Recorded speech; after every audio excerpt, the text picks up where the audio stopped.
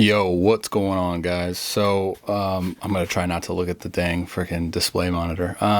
So I've wanted to do something on long toss. I mean, I've done a ton of stuff on long toss, but I really wanted to break this down because I've been getting a lot of questions, regarding like the absolutes. Meaning, I know a lot of kids and a lot of people want to know in absolutes, meaning how many times a week, how much, what's the volume, how many throws should I spend at this distance, what kind of throws should I be doing, like once I get to my max distance, how long should I stay there, and then when do my pull downs start, and all this.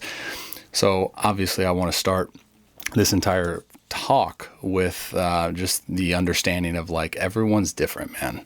And I know that's like the cookie cutter answer to come at you guys with, because you probably hear it all the time, and it's easy for me to say that and then not dive into the details, but I'm not going to do that. So I'm going to dive into specifically my details and how I approach it and give you kind of some feedback on, what's worked for me. So if you don't know this, I would encourage you to check out some of the other stuff that I've done on long toss, but I've done stuff regarding why I'm so passionate about it and why I personally believe in it, from a mechanical side and from like the mental side as well. But so how much time should you spend long tossing?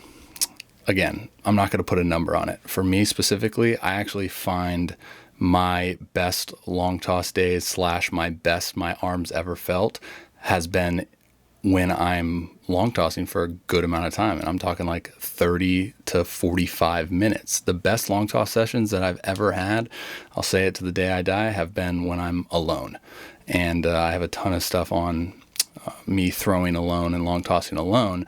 But the reason I say that is because I'm usually always a guy that, I like to throw a lot, and I've always felt good. My arm responds well to it. It adapts well to it. And it always kind of comes to a point where I feel bad for my partner, whoever it is. And the older you get, I feel like the more and more people you play with and the more catch partners you have, you'll start noticing that there's a lot of guys that prefer not to expense a lot of energy in their catch play. For me, I'm a little bit different. So like I said, I'm spending a good amount of time. Now, it doesn't take me a whole lot to get out to a good distance, but, I take that into consideration, meaning I'm not spending a whole lot of time or a whole lot of reps when I'm at, 60 to 250 feet. Those reps are going relatively quick. Now, again, I'm warming up. I'm making sure that my arm's ready to tolerate that load. And then as soon as I touch a ball, like I'm ready to go. Now, that doesn't mean you should start at 250, but I would say, spend maybe less time in those the starting points, and then get to the point where you can be at a comfortable distance. Now, I find my best reps are in the build-up phase that kind of sets the tone for the whole entire catch session. I have a ton of stuff on my YouTube in regards to like my build-up phase, but I'll try to link it into this article as well.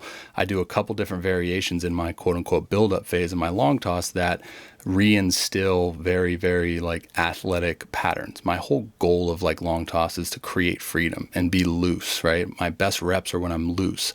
I'm trying to instill that motor pattern or that motion memory in every single throw that I make, right? And that's why I think long toss is so fantastic. Another reason why it's so fantastic is because it allows for you to do that. But as far as time goes, I would just say like play around with it, man. I don't think you're benefiting all too much from what long toss gives you if you're, spending a couple minutes getting to your max distance, throwing 2 throws and then shut her down.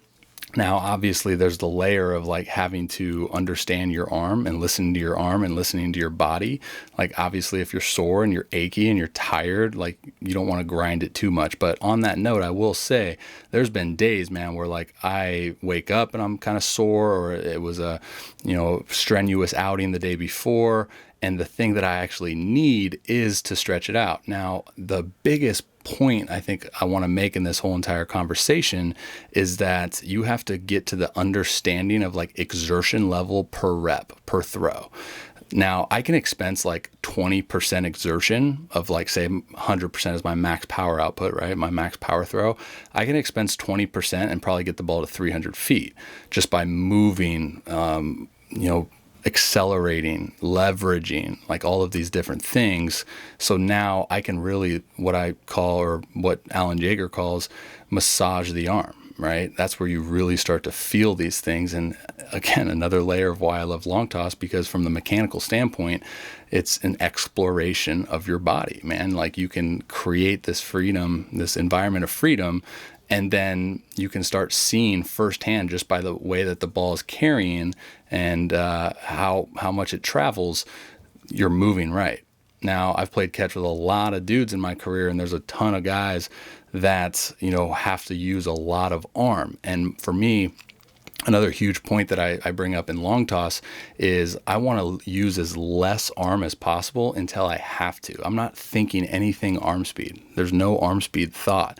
It's movement, it's rhythm, it's consistency in my slot, it's deviation. We'll dive into that in a little bit. And it's leveraging, right? Like getting my body to leverage the arm, meaning I can feel that I'm creating a ton of this stretch from efficient hip rotation and then the timing of when my trunk starts to rotate and bring the arm around. I don't want to dive too much into the mechanics of it, but these are things that I can explore in long toss, and I can create that environment. Now, the biggest point that I come to realize as I get older in long toss from a control standpoint, like command standpoint, is if you watch any of my videos when I'm long tossing, man, like I'm not putting any attention to where the ball's going. All I'm doing are some of the things that I've been talking about here, with like creating freedom and leveraging and massaging the arm. And you'll see, man, like I'm hitting guys in the chest at 350, 375, 400.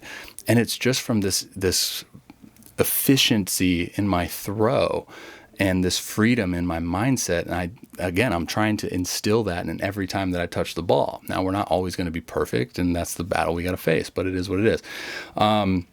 So as far as time, like I know I keep jumping back and forth, but as far as time, that's something that you're going to have to determine on your own. I would always say experiment with more time and less exertion, and maybe more volume, less exertion, or depending on like what day it is, it's always going to vary, right? There's just too many deviations in terms of like your workload and your actual schedule that you can put a number on things. And then to freaking piggyback off that, there's a whole lot of people that determine long toss over 120 feet. So anything over 120 is long toss. Like, that's why it's funny when people ask me like, how many times a week do you long toss? If you consider that long toss, I long toss every friggin' day. Like every time I touch a ball, there's really never a point in which I touch a ball and I'm throwing less than 120 feet. Like I'm always stretching it out, because I always want this type of throw that you see me make that is very loose and arc, and it's like a rainbow, and that's just me massaging my arm. Like that's what feels good. That's what makes my arm feel good. So I want to do that as much as possible. Again, it goes back to like the exertion level. I can control that, so I'm not, expensing a whole lot of energy, so I'm still ready. Like even when I'm in season, I'm coming out of the pen, I can still long toss out to 350 and then come in that night and be fine. I actually prefer it in season, to be honest with you. Now, so as far as time, that's going to be something you got to kind of determine. As far as volume, again, that's so individual dependent, but depending on my day, like if I'm having a long toss day in which I'm getting after it, my volume is up, my exertion level is up, I'm spending more time at my max distance. That's something that I'll change quite often as far as like how many reps I'm doing at that point in which I can throw my furthest, and that's it. So, on a regular long toss day, which I'm just kind of throwing just to create freedom, there's not a whole lot of time spent like getting after it and keeping my exertion level at 100.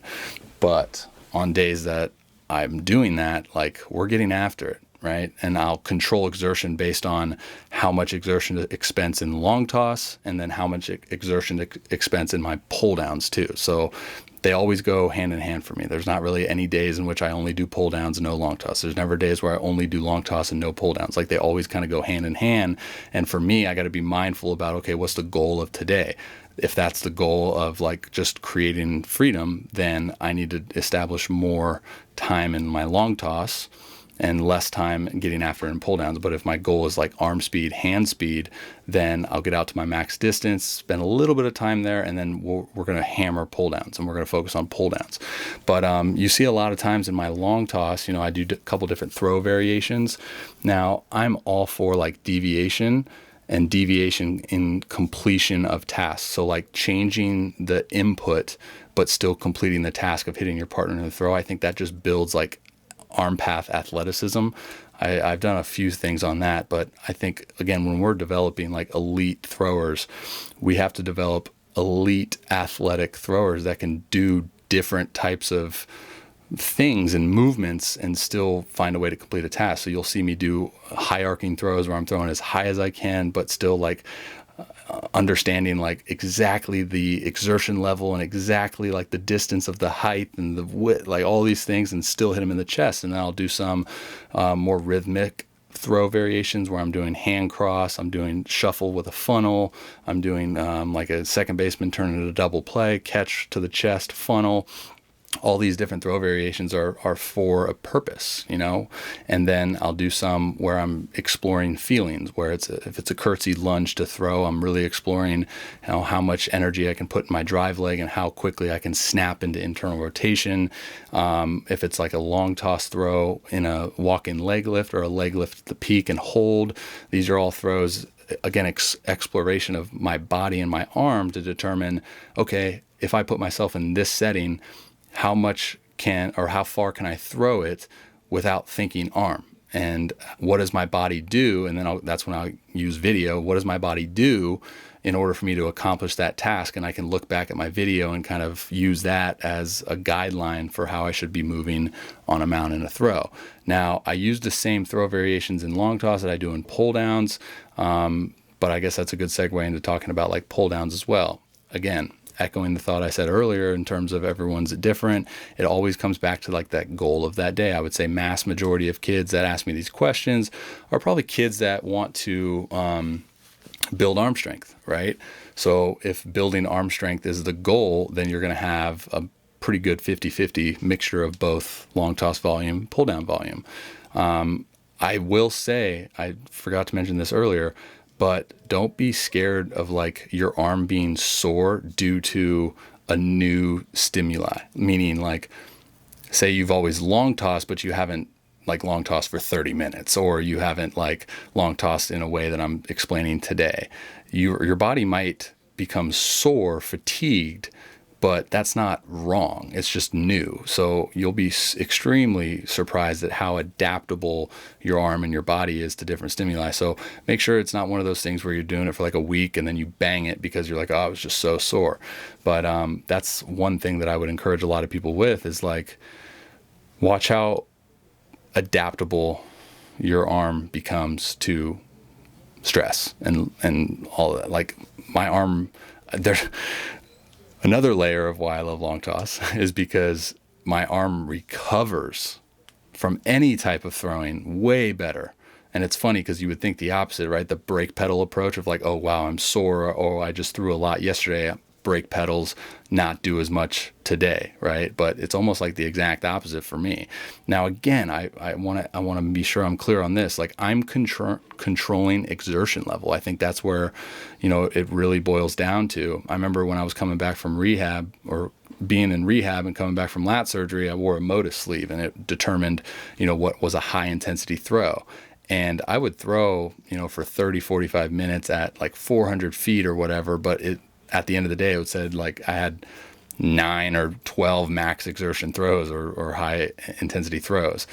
But that's the point, right? That's like what I'm trying to explore in my long toss, that benefits me. But a quick tip, I guess, in terms of pull downs, I know I've talked about this in the past in regards to like what my main emphasis is. So in long toss, you're obviously under the baseball and you're throwing it high and you're doing different deviations. For me, pull downs, when I'm starting pull downs, I'm trying to long hop my partner. I'm trying to make the ball ride. I'm trying to make it rise. So I'm trying to create as much backspin as possible and be on top. Now, the beauty of long toss, when you're throwing it up in the air so much and creating that angle, like now downhill angle for me and being on top of the baseball for me is a clear like precise sensation and the feeling, right?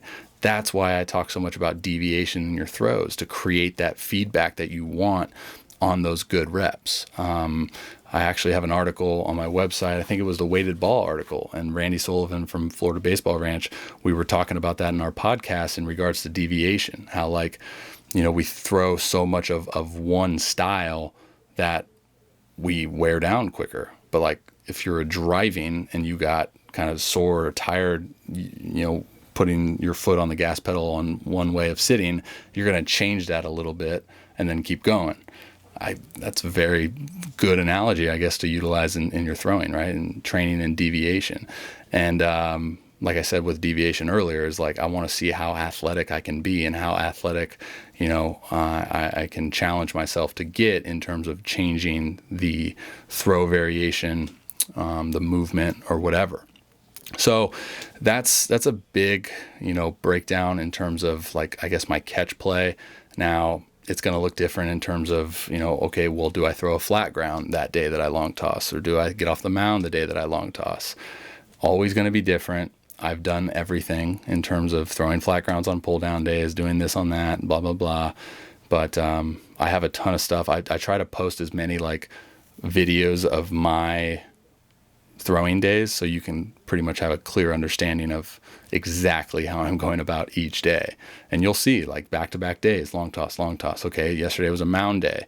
I didn't really get after it that much, but long toss, pull downs, running guns, all of these things are great tools to utilize to benefit yourself. And I think most importantly to gain an understanding and gain insight to your arm.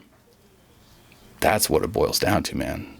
So hopefully that helps. Hopefully that answers some questions that I know a lot of you guys have. I'll include this in an article, but like I said, there's a ton of videos on my YouTube, and there's a couple different long toss instruction videos that I have on my website that go into a little bit more detail in terms of how I approach the long toss from a physical standpoint.